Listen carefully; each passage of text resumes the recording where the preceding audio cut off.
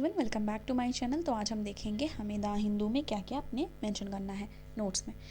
तो पहला polity and governance से रिलेटेड है, कॉन्स्टिट्यूशनल ओथ से रिलेटेड आया है। ठीक है, कॉन्स्टिट्यूशनल ओथ से रिलेटेड आया है।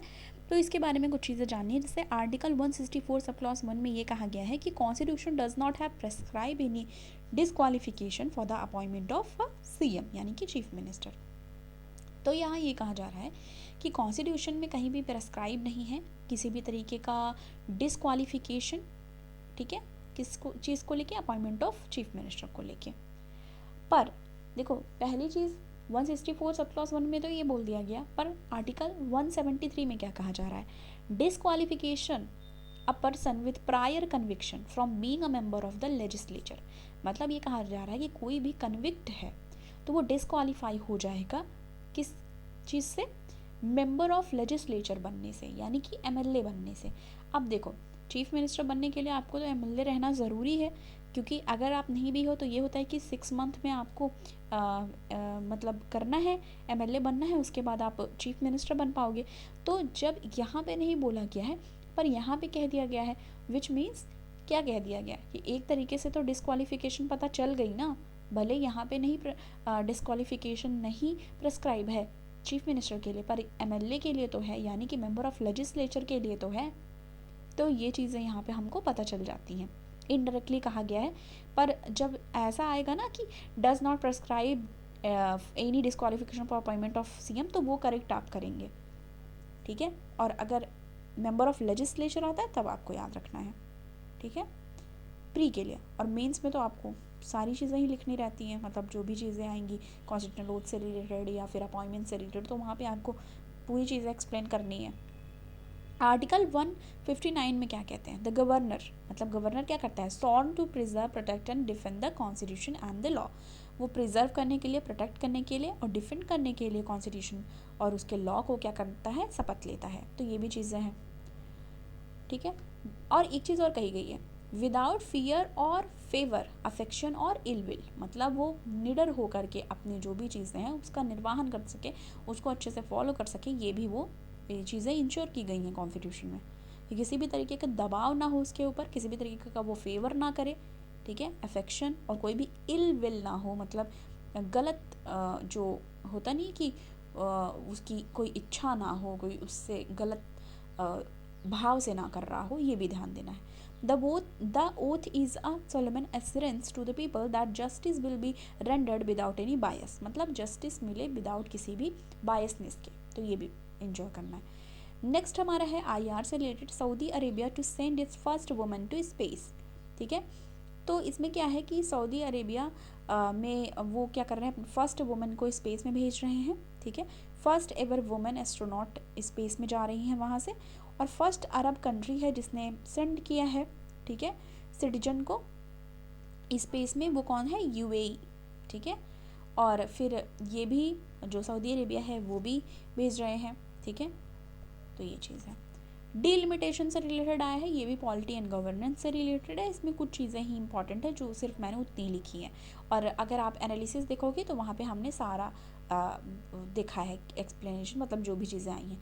शॉर्ट नोट में बस इतनी चीज़ें देखने की। आर्टिकल 2 एंड 3 क्या कहता है, ये इनेबल करता है पार्लियामेंट को क्रिएट करने के लिए न्यू स्टेट एंड यूटी, ठीक है। Article 2 and 3 enable parliament to create new state and UT. तो वो क्या होता है कि क्वेश्चन मॉक टेस्ट में और पीवाईक्यू में इस तरह का आता है, आपने देखा ही होगा।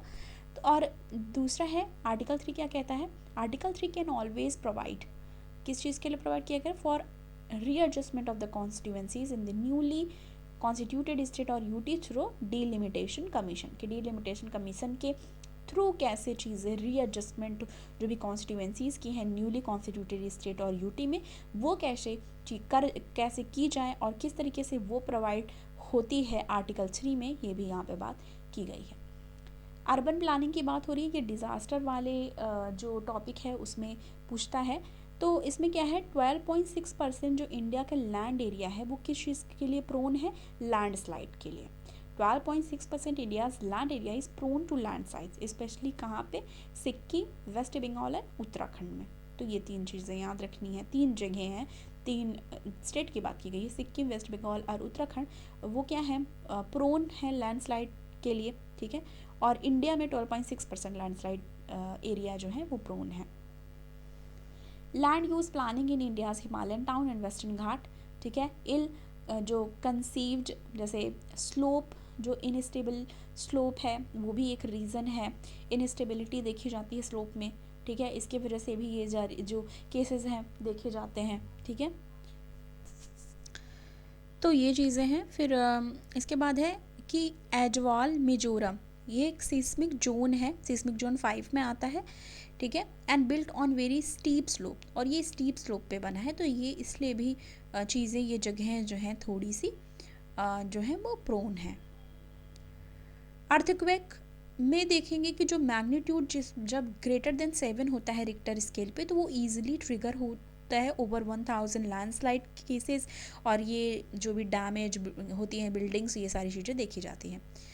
जैसे फ्लडिंग रिस्क जो है वो हाई है, तो कुछ जैसे रिक्वायरमेंट्स हैं, ठीक है, रेजिंग फ्लडिंग रिस्क क्या क्या है, फ्लड प्रूफिंग की ज़रूरत है, कैनाल ड्रेन, ठीक है, sewerage network, river need to be desilted, greater spending जो है फ्लड रिजिलियंट आर्किटेक्चर पे किया जाए, ठीक है, फ्लड रिजिलियंट आर्किटेक्चर पे ग्रेटर स्पेंडिंग किया जाए, ये भी है। प्रोटेक्टिंग ब्लू इंफ्रा एरियाज़, जो भी ब्लू इंफ्रा एरियाज़ हैं उसको प्रोटेक्ट किया जाए। ऑब्जर्विंग सरफेस रन ऑफ, तो और क्या है, allowing ground water to be recharge, तो ग्राउंड वाटर जो है वो रिचार्ज हो, ये भी ध्यान देना है, ठीक है। अब नेक्स्ट हमारा ये बहुत ज़्यादा इंपॉर्टेंट एक आया हुआ है जीएस पेपर 1 में, ये जो वुमेन हेल्थ और ये सब में रहता है, वहाँ पे आप देखेंगे तो पोस्ट पार्टम डिप्रेशन की बात यहाँ पे की जा रही है। पोस्ट पार्टम डिप्रेशन ये होता है कि जब वुमेन जो होती हैं, जैसे डिलीवरी के बाद, ठीक है, चाइल्ड डिलीवरी के बाद ये चीज़ देखी जाती है, आफ्टर जो बर्थ देने के बाद चाइल्ड को, तो ये पोस्ट पार्टम पीरियड होता है। तो यहाँ पे ये देखा गया है कि पोस्ट पार्टम डिप्रेशन देखा जा रहा है। इसमें है कि real medical illness that can affect any mother, ये रियल मेडिकल इलनेस है जो अफेक्ट करता है मदर को, regardless age, income, culture, educational background, कि मतलब वो किसी को भी हो सकता है, कहने का मतलब ये है इस लाइन से। Women are not to be blamed और faulted for having postpartum depression, मतलब ये कहा जा रहा है कि उनको किसी भी तरीके से ब्लेम नहीं करा जाना चाहिए, क्योंकि ये चीज़ें जो हैं ब्लेम करने के लिए नहीं है, क्योंकि ये एक तरीके से उनको डिप्रेशन है, ठीक है, तो ये बहुत ज़्यादा देखने को मिलता है एक डिलीवरी के बाद, तो उनको नहीं करना चाहिए इस चीज़ के लिए ब्लेम, ये भी बोला गया है। और इसमें कहा जा रहा है women with psychiatric symptoms in the postpartum period, ठीक है, at high risk of being diagnosed with severe mental illness called bipolar disorder, तो हाई रिस्क जो है being diagnosed with severe mental illness called bipolar disorder. तो साथ ही अगर ये situation दिख रही है साथ ही साथ, तो ये भी है कि बाईपोलर डिसऑर्डर भी देखने को मिलता है, मतलब जो साइकेट्रिक सिम्टम्स हैं पोस्टपार्टम पीरियड के बाद, तो ये भी हाई रिस्क होता है कि वो डायग्नोस हो सकती है, मेंटल इलनेस का शिकार हो सकती है, जिसे बाईपोलर डिसऑर्डर भी कहा जाता है। और बहुत सारे लोगों ने लॉकडाउन के पीरियड में तो ये सारे टर्म सुने ही होंगे कि bipolar disorder, depression and anxiety, तो ये सारी चीज़ें सुना होगा, बाईपोलर डिसऑर्डर के बारे में भी सुना होगा, तो वही यहाँ पे बात की जा रही है। Many people don't wish to take medicine while breast feeding, देखो तो यहाँ पे एक चीज़ और कहा गया है कि बहुत सारे जो हैं, ठीक है, वो ये नहीं चाहते हैं कि ब्रेस्ट फीडिंग के दौरान वो क्या करें, मेडिसिन लें, ठीक है। ये पता होगा सबको, ब्रेस्ट फीडिंग जो फीड करते हैं चाइल्ड को, ठीक है, तो उस दौरान वो नहीं चाहते हैं कि वो मेडिसिन लें, क्योंकि उनको ये लगता है कि अगर दूध पिलाने जो महिलाएं हैं, जो माँ बनी है, उसके दौरान अगर वो मेडिसिन लेंगी तो वो बच्चे में भी इम्पैक्ट कर सकता है, इसके लिए वो अवॉइड करती हैं, ठीक है।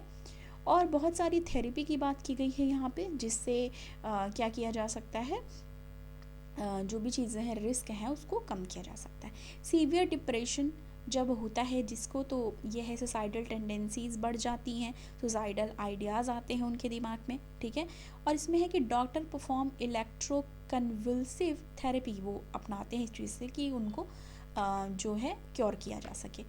अब यहाँ एक लाइन है, ये हम लिख सकते हैं, जैसे अगर एस्से में राइटिंग में हमारे आता है या फिर मेंस में आता है, need right treatment at right time, ठीक है, मतलब राइट ट्रीटमेंट राइट टाइम पे मिले तो ये सारी चीज़ें भी क्या की जा सकती हैं, ठीक की जा सकती हैं और बचाया जा सकता है हाई रिस्क से। ठीक है, तो ये सारी चीज़ें थी आज जो हमको पढ़नी थी। Okay, thank you so much.